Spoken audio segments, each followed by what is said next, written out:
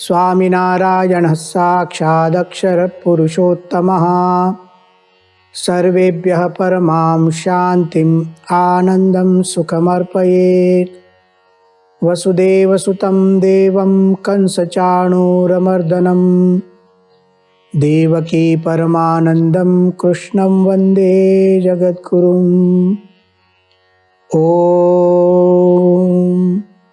अक्षरमहं पुरुषोत्तमदासोऽस्मि। ॐ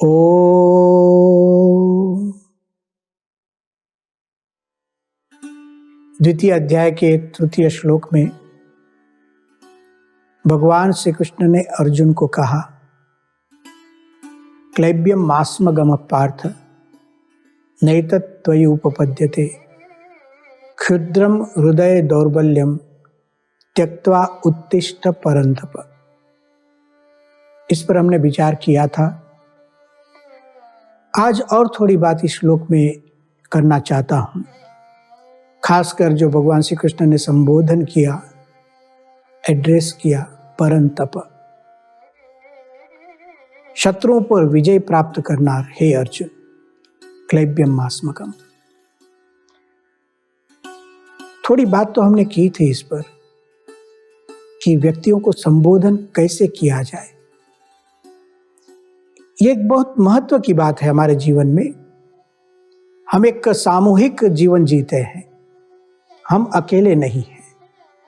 हम एक कुटुंब में हैं, फैमिली है। हम एक समाज में है, सोसाइटी है। हम एक देश में, एक विश्व में रहते हैं।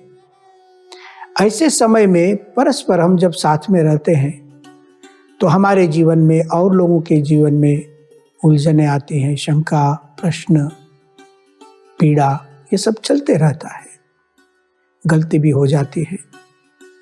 उस समय व्यक्ति के साथ व्यवहार कैसा करना चाहिए, संबोधन की कला सीखिए भगवद गीता से, आर्ट ऑफ एड्रेसिंग।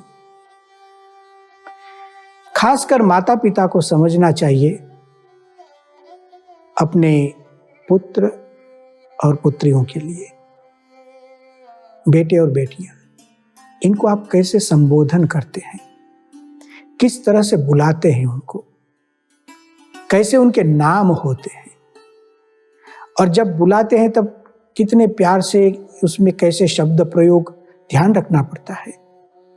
हाँ, प्रत्येक माता को, प्रत्येक पिता को अपने पुत्र या पुत्री के लिए परम स्नेह होता है। उसमें कोई आशंका नहीं, उसमें कोई शंका नहीं, लेकिन कदाचित शब्द प्रयोग, बालक की उपस्थिति में हम जो शब्द प्रयोग करते हैं, खासकर उनके लिए, समझो आपके घर कोई अतिथि आए हैं, मेहमान आए हैं, और आप आपके पुत्र के बारे में या पुत्री के बारे में कुछ बताते हैं उनको, और उनकी उपस्थिति में बताते हैं। जब आपका पुत्र, आपका बेटा या बेटी उस वक्त उपस्थित है और आप किसी को उनके बारे में बताते हैं, यह सबसे बड़ा सर्टिफिकेट होता है माता पिता की ओर से अपने पुत्रों को, संतान के लिए। कभी कभी ऐसी गलती हो जाती है, कभी कभी, कि और लोगों के पास या तो संबोधन करने में, अरे पागल इधर आओ, अरे मूर्ख कहाँ गया, ऐसे संबोधन होते हैं। इसका मतलब यह होता है कि आप आपके संतान के मन में एक सर्टिफिकेट, आप अवार्ड दे रहे हैं, आप पागल हैं। ये कितना बड़ा पाप है। भगवान श्री कृष्ण देखो परंतप कहते हैं, अर्जुन रो रहा है। ऐसा नहीं कि एकांत में रो रहा है, दो सेना के बीच में, सेनयोः उभयोः मध्ये,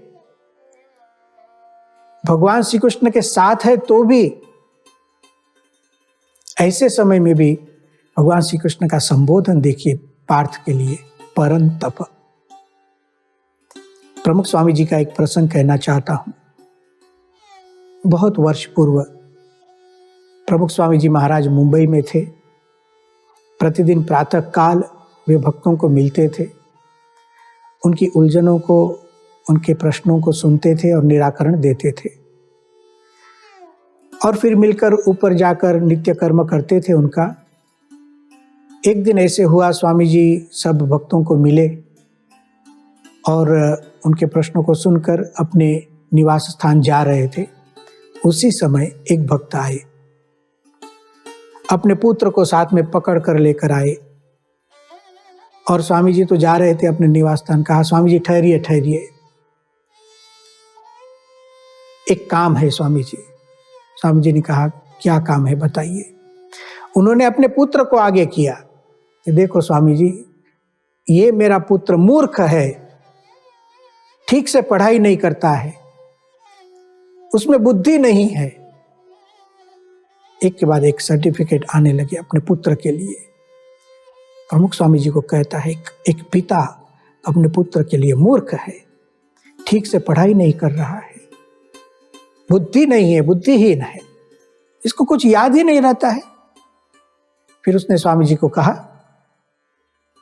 कि स्वामी जी, गुरुदेव, इसको 3 बार आशीर्वाद दीजिए। हम उसको गुजराती में धब्बा बोलते हैं, 3 धब्बा मारो, 3 बार आशीर्वाद दीजिए। मन में कुछ गणित लेकर आया होगा कि एक आशीर्वाद देंगे तो 33% काम होगा और 3 में पूरा हो जाएगा। लेकिन सुनिए शब्द प्रयोग देखिए, मूर्ख, बुद्धिहीन। प्रमुख स्वामी जी तो उस पिता की ओर देखने लगे। तुरंत ही उनकी प्रतिक्रिया क्या थी प्रमुख स्वामी जी की? तुरंत उन्होंने उसके पिता को कहा, नहीं नहीं नहीं नहीं, ये मूर्ख नहीं है, ये तो बहुत बुद्धिशाली है, देखो बहुत बुद्धिशाली है। ऐसा करके उसके सर पर हाथ घुमाने लगे, उसको प्यार किया। वह बेटा खुश हो गया। हम वहीं पर खड़े थे, हम देख रहे थे इस दृश्य को। हमने सोचा कि प्रमुख स्वामी जी महाराज विचार करते होंगे कि पहले 3 बार आशीर्वाद तो इस पिता को मैं दे दूं, जरूरत तो बुद्धि की इसको है, जो अपने बालक की उपस्थिति में उसका परिचय देता है, यह मूर्ख है, उसको याद नहीं रहता है, बुद्धिहीन है। प्रमुख स्वामी जी ने कहा, यह तो बहुत बुद्धिशाली है। फिर उसके पिता को कुछ नहीं कहा उन्होंने, प्रमुख स्वामी जी ने पुत्र को कहा, ठीक से पढ़ाई करो, भगवान ने आपको देखो शरीर दिया है, बुद्धि दी है, और आप कर सकेंगे, और आप अच्छा कर रहे हैं। बालक खुश हो गया। आर्ट ऑफ एड्रेसिंग, संबोधन करना सीखिए। तो हमारे घर में देखिए हम ही सर्टिफिकेट देते हैं, माता पिता समझे, क्योंकि बालक के लिए सब कुछ, जो कुछ भी कहो आप माता पिता हैं, वहीं से पोषण होता है। तो एक परम तप की जो बात, एक वाणी विवेक जो हमें भगवत गीता में मिलता है, बहुत अद्भुत है। और बस ऐसे ही कोई मार्गदर्शक हमारे जीवन में साथ में होने चाहिए, ऐसे ही कोई गुरु हमारे साथ में होना चाहिए कि जब हम रोते हैं, जब हम गिर जाते हैं, तब वह हमें परम तप कहकर बुलाए। जैसे माता मदालसा अपने पुत्र को उठाती थी, तब ऐसे बोलते, शुद्धोसी बुद्धोसी निरंजनोसी। देखिए शब्द प्रयोग। तो हम भी हमारे संतानों को, बेटों को, बेटियों को उठाए, उनको कुछ बात करें तो परम तप कहिए उनको, शुद्धोसी बुद्धोसी कहिए, अक्षरम अहम पुरुषोत्तम दासोस्मि, ऐसे शब्द उसको सुनाए। तो अब देखिए 1% भी नेगेटिविटी अर्जुन में न जाए, इसका ध्यान भगवान श्री कृष्ण रखते हैं। ध्यान रखते हैं यार, प्रयत्न नहीं है, बहुत स्वाभाविक है, क्योंकि बहुत रिलेशन, बहुत नेचुरल रिलेशन है, सच्चा प्यार है और परम हितकारी है भगवान श्री कृष्ण। अर्जुन इन बातों को सुनता है। अब देखिए अर्जुन भी अपनी स्पष्टता भगवान के सामने सब करता है। परम तप सुनने पर भी अर्जुन ने जो कहा, 4 श्लोक में कहते हैं, कथम पूजार्हौ प्रतियोत्स्यामि द्रोणम च मधुसूदन ईशु भी प्रतियोत्स्यामि पूजार्हौ अरिसूदन। अर्जुन कहता है कि मैं भीष्म को ये पूजार्ह, कथम भीष्मम अहम संख्ये द्रोणम च मधुसूदन। आप मुझे कहते हैं कि क्लैब्यम मास्मगमः, बलहीनता को प्राप्त मत करो, लेकिन मेरे सामने भीष्म है, मेरे गुरुदेव भीष्म पितामह द्रोणाचार्य है।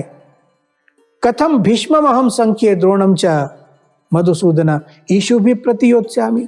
उस पर बाण का प्रयोग करना है, यह तो कैसे शक्य है? भगवान श्री कृष्ण मुस्कुराते होंगे, क्या पहले से पता नहीं था, अभी याद आया? ठीक है, फिर भी बोलने देते हैं।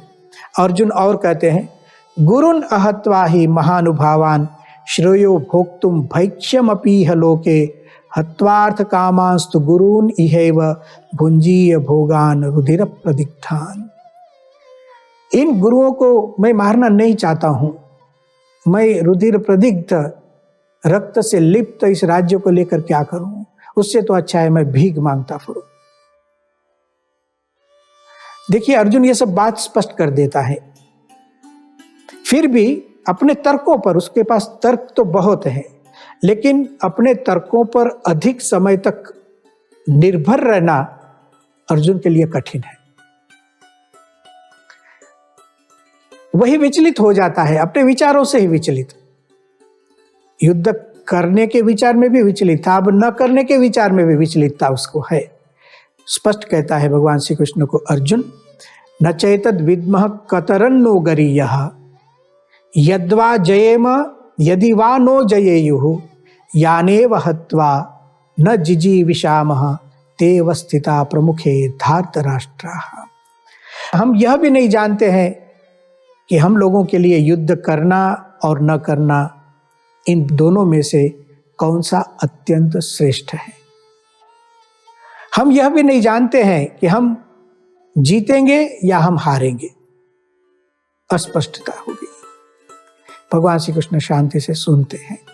इतना कहकर अर्जुन ने जो किया, वहां से पुनः गीता में इतिहास करवट बदलता है। एक बार हमने बात कही थी कि इतिहास करवट बदलता है। कहां?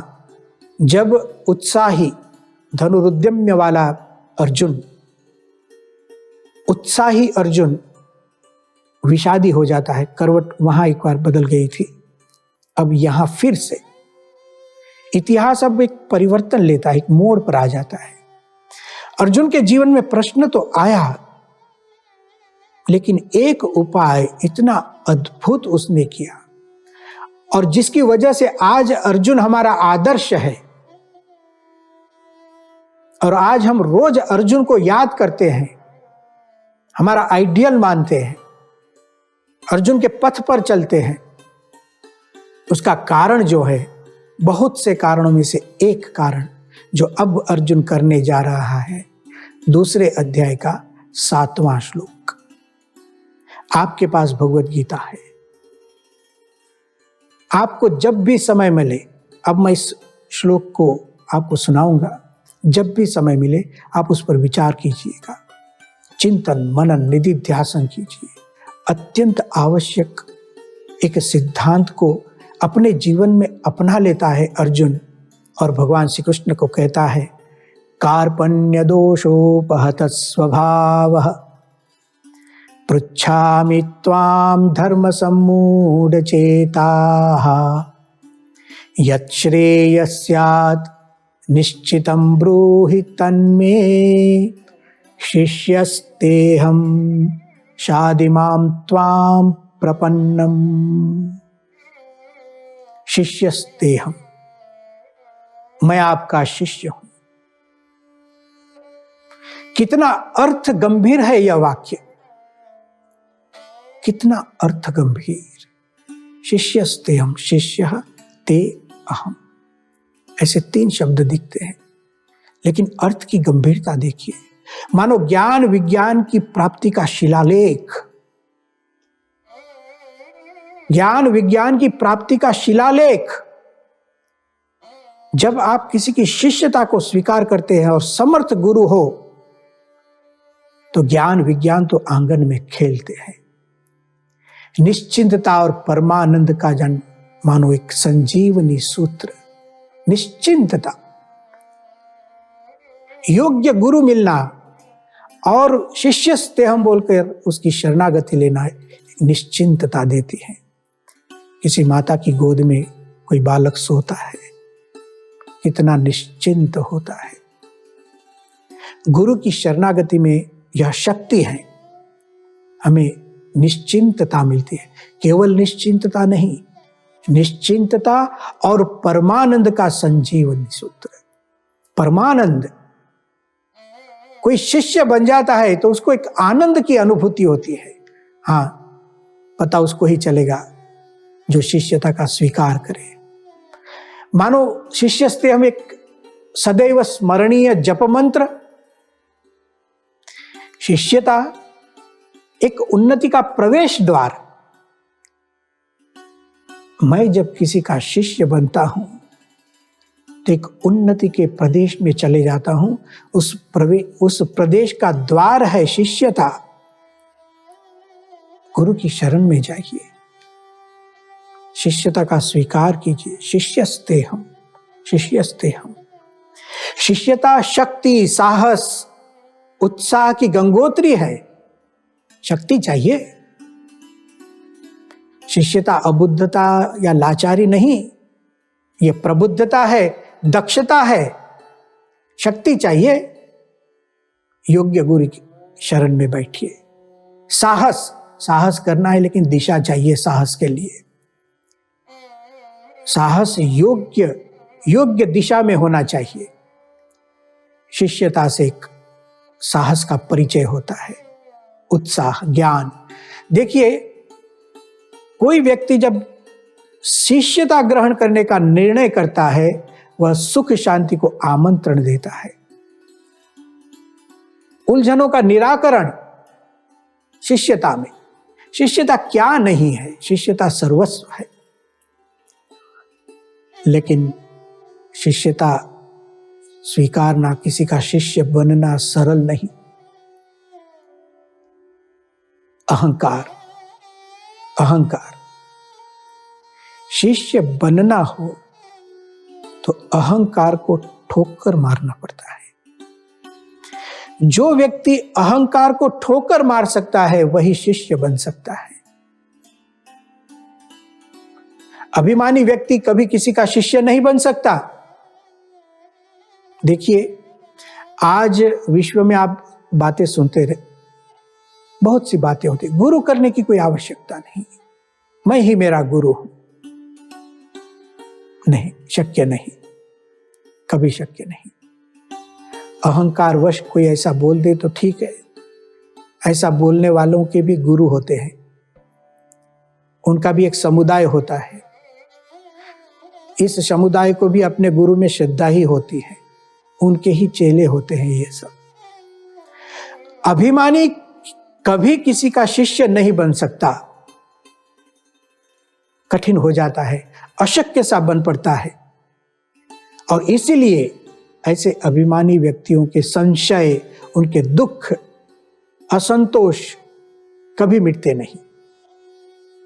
कभी कभी कोई व्यक्ति अपने जीवन में एक भ्रांति में रहते हैं कि मेरे जीवन में कभी कोई समस्या आएगी ही नहीं, और यदि आएगी तो उसका हल मैं स्वयं ढूंढ निकालूंगा। बस यही भ्रांति उन लोगों को शिष्यता से विभ्रांत कर देती है। वे लोग समझते हैं कि बुद्धिहीन लोग ही गुरु की शरण में जाते हैं, हम तो रैशनल हैं। मनुष्य को मनुष्य बनना सीखना हो, शिष्यता अत्यंत आवश्यक है।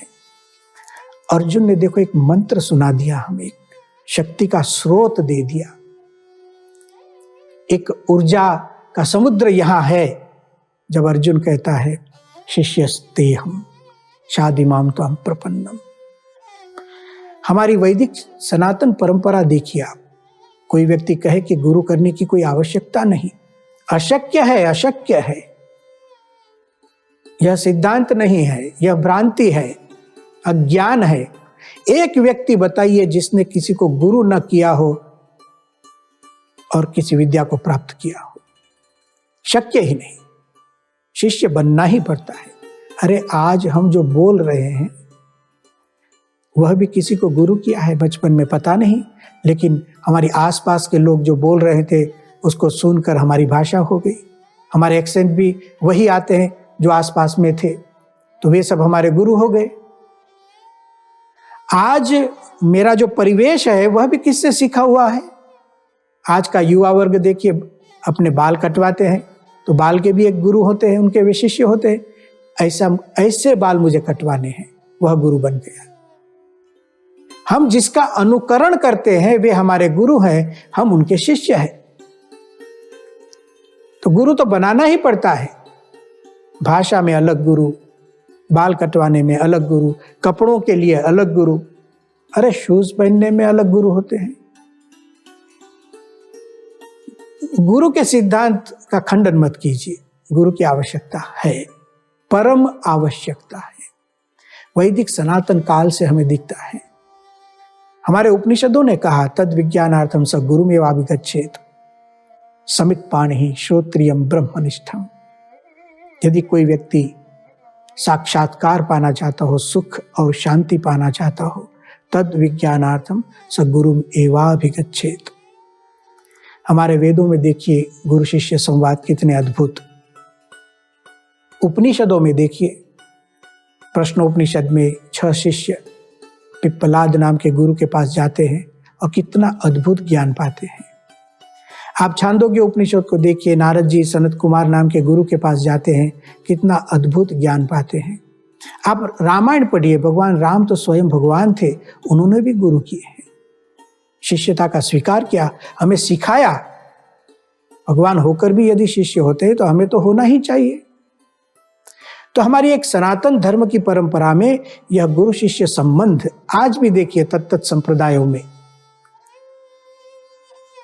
प्रत्येक संप्रदाय में गुरु होते हैं, उनके शिष्य होते हैं, गुरु उपदेश देते हैं, शिष्य उपदेश सुनते हैं और अपने जीवन को आगे बढ़ाते हैं।